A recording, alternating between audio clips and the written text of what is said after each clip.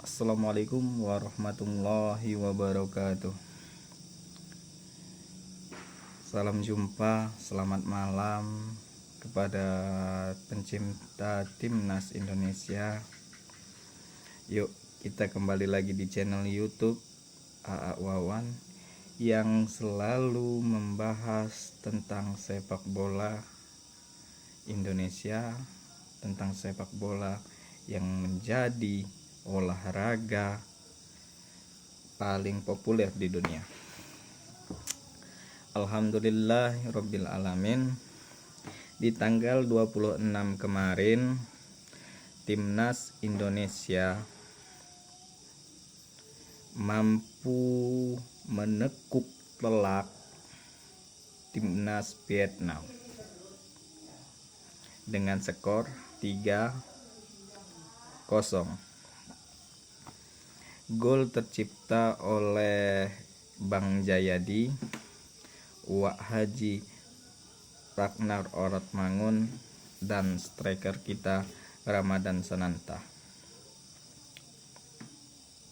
Dengan hasil kita yang menang di Vietnam serta kemarin juga menang di GBK dengan skor 0-1, maka posisi kita menjadi posisi nomor 2 untuk klasemen sementara. Irak menjadi posisi pemimpin klasemen dengan skor ataupun poin 12 dengan 4 kali main, 4-4-nya menang. Indonesia menjadi nomor 2 dengan 4 kali main, 2 kali menang, 1 kali draw, dan 1 kali kalah lawan Irak. Sedangkan Vietnam menjadi posisi nomor 3 dengan posisi poin 3 poin, yaitu mereka menang 1 kali, kalah 3 kali. Serta Filipina menjadi posisi nomor 4. Mereka hanya imbang 1 kali dan kalah 3 kali. Dengan hasil tersebut, timnas Indonesia mampu serta sudah sampai 80% lah kemungkinan Indonesia akan lolos grup masuk ke ronde ketiga. Kenapa dibilang 80%?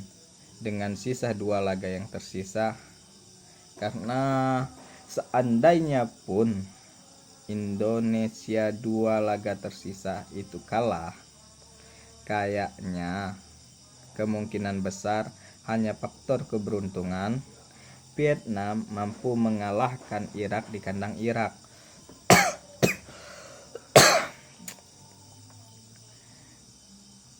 Kayaknya berat, hanya faktor keberuntungan atau ada kompromi lah.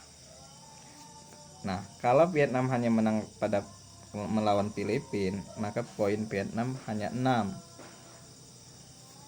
Nah, karena Vietnam itu main di kandang Irak, sudah itu mereka menjamu Filipina. Sedangkan timnas Indonesia itu menjamu Irak dan menjamu Filipina di bulan Juni nanti. Dari segi kekuatan, dari segi waktu, serta dari segi kelelahan, Indonesia unggul karena dua-duanya main di kandang, sehingga kita tidak perlu bermain away ke negara lain, sehingga nggak ada intinya perjalanan jauh. Sedangkan kita kan akan menghadapi Irak, maka pertama Vietnam yang ke Irak, sedangkan Filipina yang ke Indonesia. Otomatis Irak menjamu dulu Vietnam, baru kemungkinan besar besoknya berangkat. Nah, dengan posisi mereka berangkat kan ke Indonesia itu menggunakan pesawat, lumayan lelah. Sedangkan waktu pertandingan 1 dan 2 pertandingan itu hanya jarak 5-6 hari. Faktor kelelahan kemungkinan ada. Ya. Sedangkan Indonesia bermain di kandang, tidak perlu menaiki pesawat. Kemungkinan menghadapi Irak, kemungkinan Indonesia bisa menang, setidaknya imbang. Kenapa? Benar, di pertemuan pertama timnas kita dibantai dengan skor 5-1. Cuma perlu pertemuan pertama itu tidak ada Ivar, tidak ada Marcelino, tidak ada Justin Habener, tidak ada Ragnar, tidak ada Tom Haye, tak ada Jay Inges. Kalau semua pemain ini mampu tampil di GBK, terutama menjamu Irak, kemungkinan skor akan berbeda. Kenapa? Di saat Piala Asia, setelah ada Justin Habener di lini tengah Indonesia, Irak pun kewalahan menghadapi Indonesia. Kalau tidak ada faktor dari wasit, kemungkinan skor nggak akan 3-1 di Piala Asia. Nah, apalagi posisi di kualifikasi ini, Indonesia akan diperkuat Ragnar, diperkuat Tom Haye, diperkuat Ivar, Marcelino, serta Ivar, Jay Inges, Nathan. Kemungkinan akan sengit.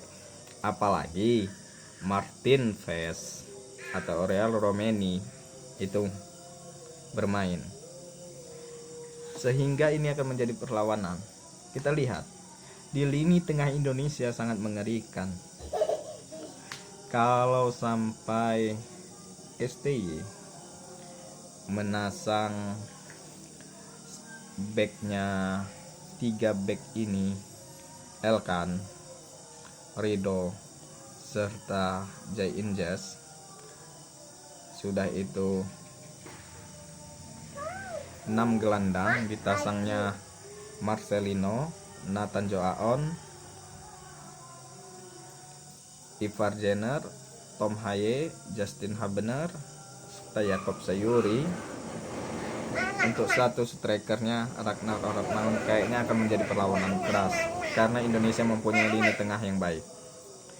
Ya sudah, insya Allah Indonesia akan menang. Indonesia akan berjuang untuk menuju Piala Dunia. Jangan lupa like, subscribe, dan komennya. Oke.